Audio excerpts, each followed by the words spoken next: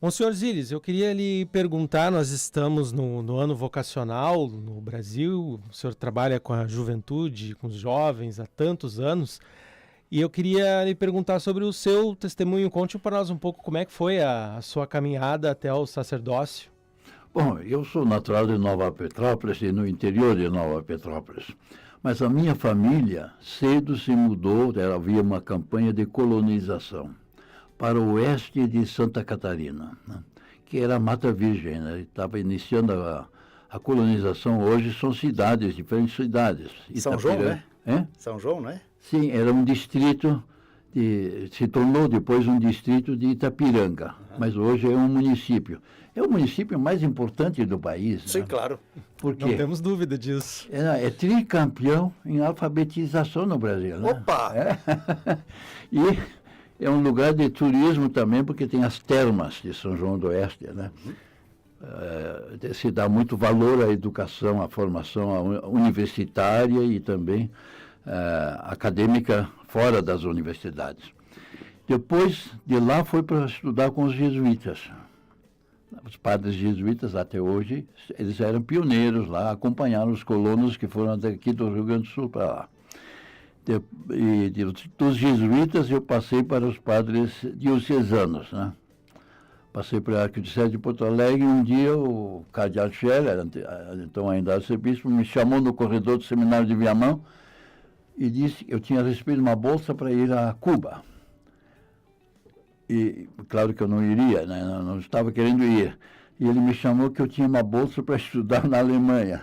Tá certo. E fui para a Alemanha, claro. E lá, o meu estudo foi num mosteiro de beneditinos junto ao rio Danúbio, numa aldeia que tem uma população pequena, que reside lá, chamada Boiron, né? Os monges são conhecidos no mundo inteiro, né? Tem faculdade de teologia, e fiquei lá 4 anos morando com os monges. Mas como lá não tem paróquia, né? Só tem o mosteiro, para fazer um estágio na teologia, fui para uma paróquia distante lá. Todos os fins de semana passava na paróquia. Quando chegou a hora de me ordenar padre, aí eu escolhi a paróquia para ser ordenado, mas isso era novidade. Na Alemanha não se ordenava nas paróquias, só nas catedrais. Mas quando eu disse que no Brasil era praxe, o bispo falou, se no Brasil se faz, o senhor também pode ser ordenado aqui na paróquia de Trocinha. É uma cidade pequena.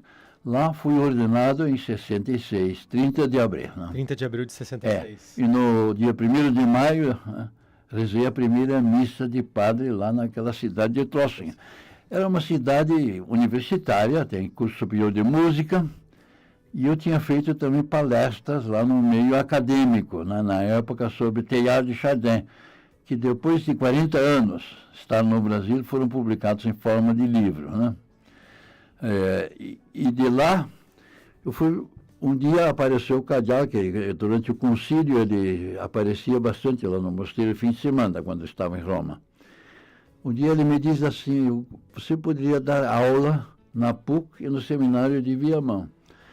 E eu olhei e disse, olha, seu cardeal, não terei problema, mas gostaria de ter a preparação que se costuma ter também aqui na Europa, para dar aulas. Ele logo respondeu, não me deixou respirar. Então escolha a universidade. Né? E quando eu fui para Münster, eu escolhi a Universidade de Münster, por quê? Lá tinha professores renomados na época, que eram Ratzinger, Josef Ratzinger, Simples, básico. Karl Rahner, né? Só, coisa.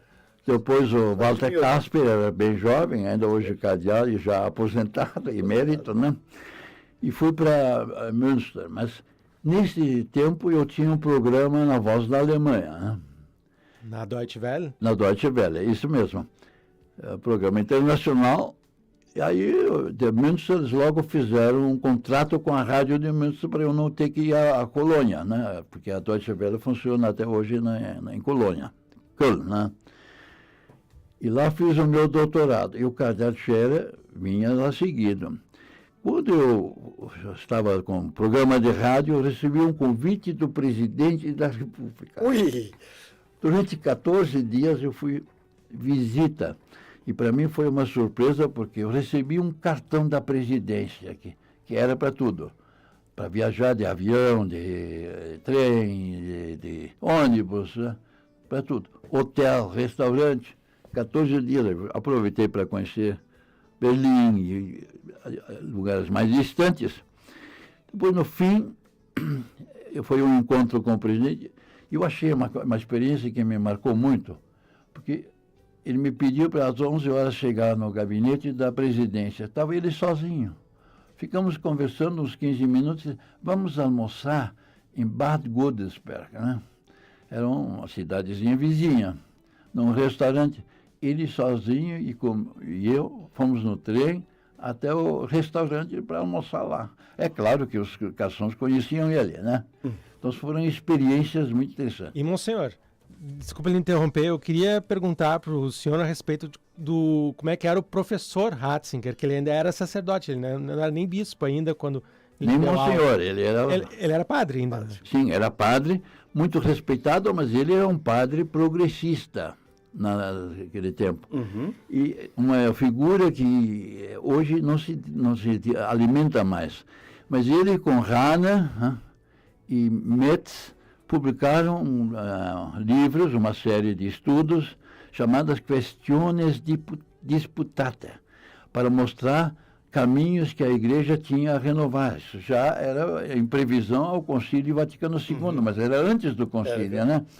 E o Ratzinger, como professor, ele atraía muitos alunos.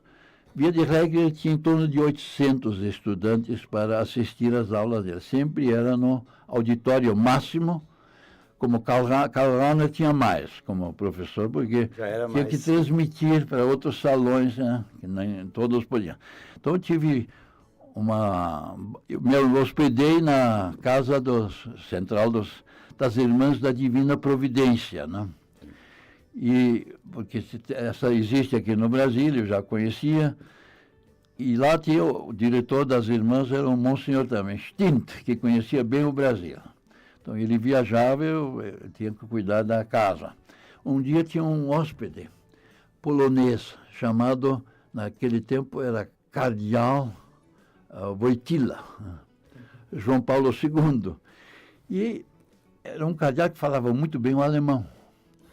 Era só nós no refeitório. De manhã eu tinha a missa às 6h10, lá um pouco antes das 7 ele já me esperava diante do nosso refeitório. Ele ficava no corredor esperando. Eu tinha que ouvir uma anedota, né? Antes de entrar no refeitório. Quando eu tinha que levantar para ir para a universidade, eu tinha que ficar sentado para ouvir mais uma anedota. Ela era muito divertido, né? Foi uma experiência muito interessante.